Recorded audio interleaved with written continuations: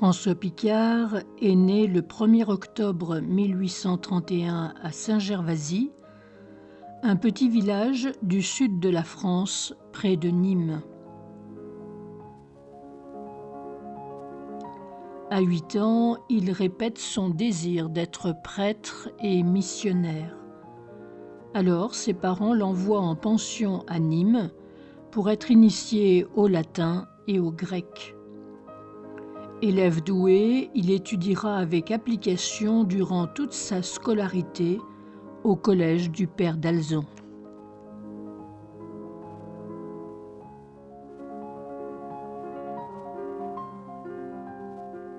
Le Père d'Alzon le nomme supérieur des 4 frères étudiants.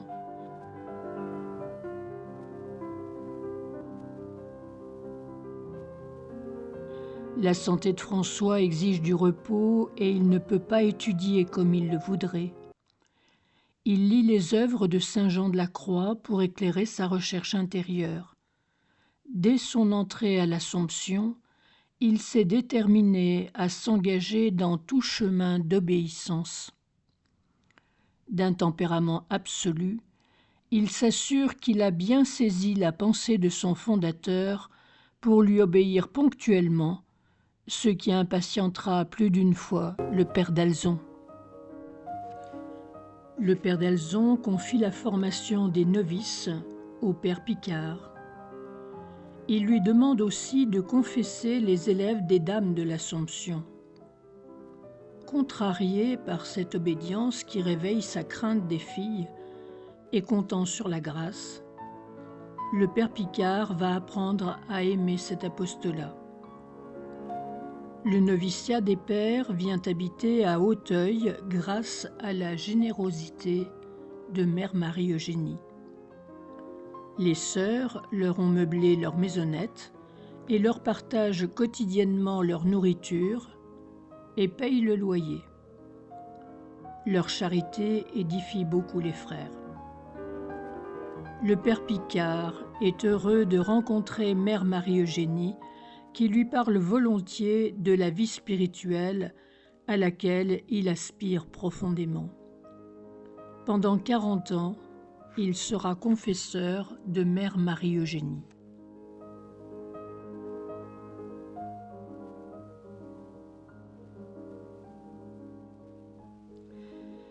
Le Père Picard prend très à cœur le développement spirituel de la petite chapelle de la rue François Ier. Souvent malade, il peine à préparer ses sermons. Il développe un vrai goût pour la spiritualité. Avant sa retraite annuelle en 1866, le Père d'Alzon lui a demandé des conseils spirituels. Il est chargé des comptes. Pendant l'exposition universelle de 1867, il a organisé la vente du collège de Clichy, mais en vain. Il répétera qu'il importe de choisir la pauvreté et de ne pas faire de dettes.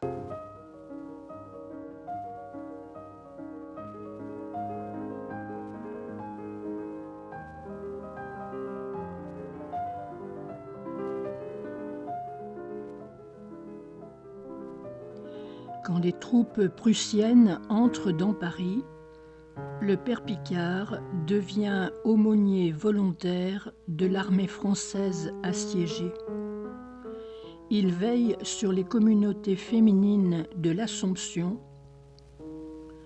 Quand des obus tombent sur Auteuil et Passy le 13 mai 1871.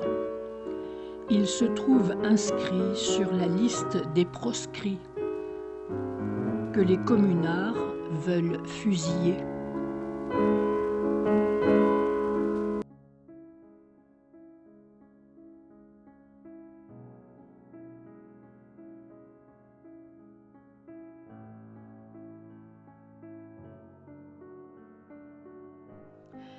À Paris, l'abbé Thédenat organise un pèlerinage de repentance.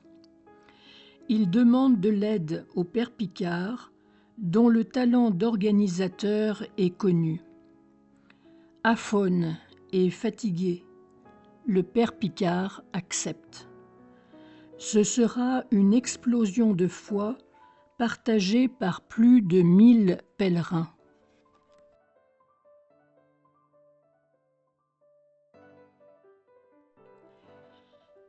Le père Picard anime la prière des foules. Il veille à la diffusion du journal Le Pèlerin, rédigé par le père Vincent de Paul Bailly. Le nombre des pèlerins malades ou non augmente. En 1877, un troisième train est nécessaire. En 1880, 6 trains ne suffisent pas. Les novices viennent aider à l'accueil des malades. En 1892, le père Picard commence à donner à Lourdes des conférences sacerdotales qui dureront jusqu'en 1902. En 1897, 14 trains acheminent les pèlerins pour les 25 ans du pèlerinage national.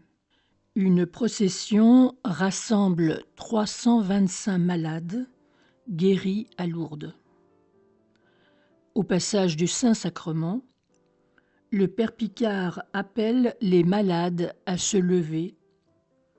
Plus de 30 malades se lèvent dans la foi et la foule exulte de joie.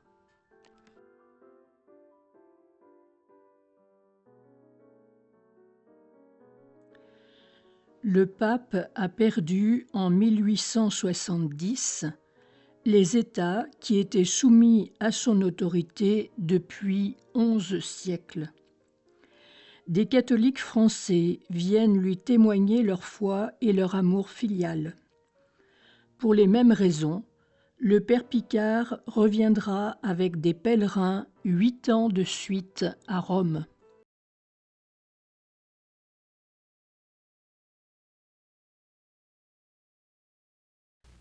Encouragés par le pape Pie IX, les pères affrètent finalement 2 navires pour acheminer 1 millier de pèlerins que le père Picard conduira durant 2 mois.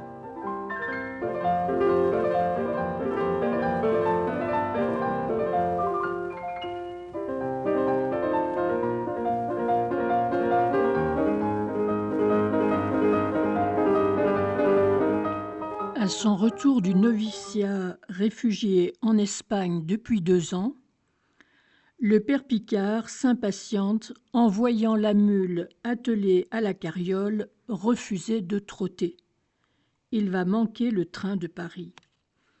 Prenant la place du cocher, il provoque un accident et se blesse à la jambe. Sa blessure ne guérira pas, mais le père est guéri de son impatience. Il vivra invalide 20 ans de généralat sans jamais se plaindre de son invalidité. Pour aider aux œuvres de presse, le père Picard organise un noviciat d'oblat à Sèvres, près de Paris. Il va chaque semaine à Sèvres pour leur faire une instruction. Le père d'Alzon était passionné de presse.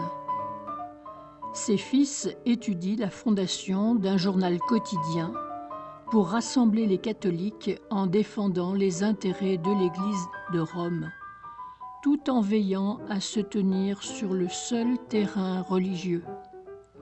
Ce quotidien coûte 1 sou. Depuis Amélie-les-Bains, où il est reparti en cure, le père Picard suit les travaux d'agrandissement des ateliers de presse. Les œuvres de presse se développent au milieu de luttes antireligieuses très vives en France. Les tirages de la croix du dimanche augmentent, avec plus de 50 suppléments. Le Pèlerin, les Vies des saints, le Cosmos, les questions actuelles donnent une grande influence à la congrégation. Bernard Bailly avait exposé la situation des 10 000 pêcheurs de la mer du Nord, lançant l'idée d'avoir des missionnaires sur mer. Breton, le père Yves Hamon, assomptionniste, sera leur aumônier. En 1896, le Saint-Pierre a visité 29 navires apportant du charbon, des biscuits, etc. On a donné des consultations médicales, ramené un malade et 10 naufragés. Une maison de famille offre aux marins à terre divers jeux de société, des livres, des journaux, dont La Croix des marins, et des livres de prière. Le père Picard assure la direction spirituelle de l'œuvre.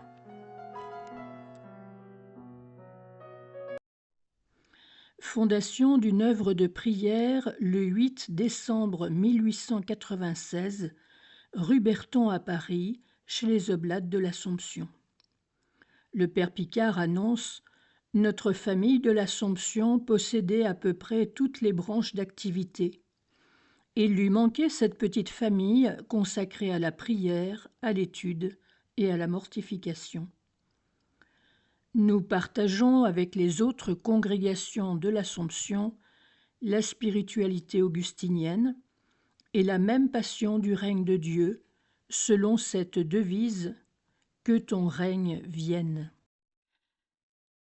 Mère Marie de la Compassion, une jeune sœur oblate, va former les premières orantes aux coutumes religieuses. Le père Picard nous formera à la vie en Assomption, à la vie spirituelle et à la vie contemplative. Dans la grande tradition de l'Assomption, le père Picard ramène la spiritualité vers son centre unique, le Christ. Ne cherchez que Dieu seul, pas de petite dévotion. Dans la vie religieuse, vous devez être des apôtres, c'est-à-dire manifester Jésus-Christ. Il fait prier pour le pape, les évêques, les prêtres, les pécheurs, les pauvres de Dieu, ceux qu'il vous confie. C'est son Église et l'Assomption. Il nous convie à vivre une vie eucharistique en imitant la bonté de Dieu.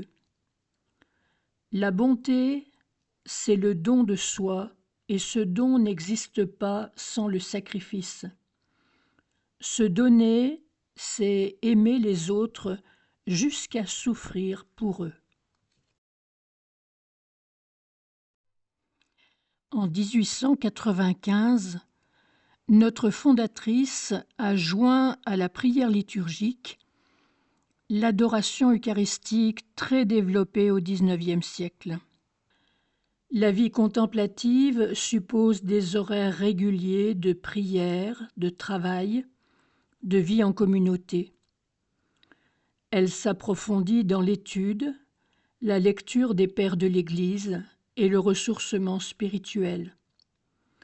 C'est aussi dans le silence et la solitude que nous apprenons à vivre en présence de Dieu. Suivant la tradition de prière et de travail de la vie contemplative, nous prions et nous travaillons pour gagner notre vie. Notre vie est organisée de manière à ce que tout soit une vie de prière. Le père Picard ne propose aucune méthode de prière. Il rappelle les attitudes de persévérance, d'humilité, d'ardeur, un esprit de foi. Il insiste sur la prière liturgique qui évite de s'égarer dans des dévotions marginales. Nous vivons notre présence contemplative au monde dans le partage quotidien de notre prière liturgique et de notre présence d'adoration eucharistique, dans notre travail et dans des services ponctuels. Nos fondateurs nous ont donné 2 orientations à mettre en œuvre. susciter la prière, transmettre la foi et partager les chemins de la vie spirituelle. Vivre un amour concret et engagé pour les pauvres.